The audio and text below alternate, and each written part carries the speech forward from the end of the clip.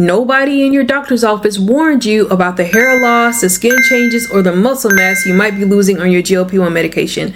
Let's fix that, because knowing this up front changes how you manage it.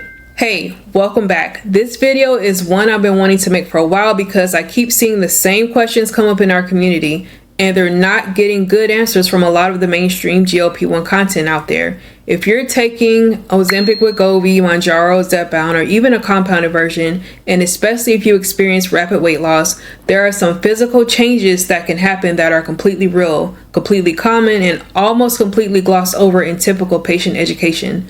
So let's talk about them. First is hair loss. This one takes people by surprise. If you've noticed more hair in your shower drain or brush, you're not imagining it. What you're likely experiencing is something called telogen effluvium, a form of hair shedding triggered by the physical stress of rapid weight loss. The good news is it's usually temporary.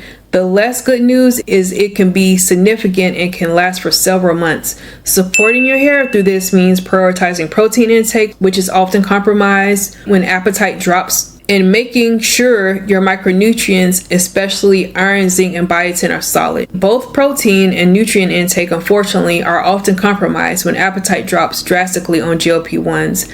Second, skin changes. Rapid weight loss can lead to skin laxity, which is looseness or sagging, particularly in the face. I'm sure you've heard of Ozempic face, the neck, the arms, the abdomen. This happens because the skin doesn't have time to contract as the fat underneath it reduces. This is something the beauty and skincare industry is absolutely paying attention to right now. But from a nutrition standpoint, collagen supporting nutrients such as vitamin C, protein, and hydration matter here. Managing the rate of weight loss matters too, which is one reason I often talk to clients about not chasing the fastest results. Third is muscle loss. This is the one I want you to really pay attention to. GLP-1 medications reduce appetite, but they don't differentiate between losing fat and losing muscle. If you're not eating enough protein and not doing resistance training, a meaningful percentage of the weight you're losing can be lean mass, not fat mass. That has long-term implications for your metabolism, your strength, your bone density, and your quality of life. So, what do you do with this? 3 things. 1, get your protein in, even when you're not hungry. Aim for at least 60 to 80 grams per day as a baseline, more if possible. 2, incorporate resistance training. I know that word can feel like a lot, but even 2 sessions a week of body weight exercise makes a real difference in preserving lean mass. Number 3, ask your provider whether you should have baseline labs run and followed over time, including iron, B12, vitamin D, and protein markers. You deserve to go into this treatment with the full picture, and you deserve support in managing these things, not just a prescription and a see you in 3 months.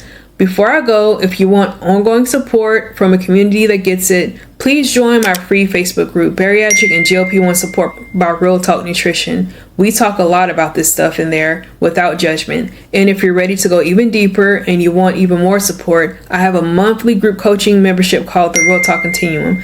The details for both the Facebook group and the Real Talk Continuum are in the description. If this video was helpful, please subscribe and hit that notification bell so that you never ever miss an episode. I'll see you next time. Goodbye.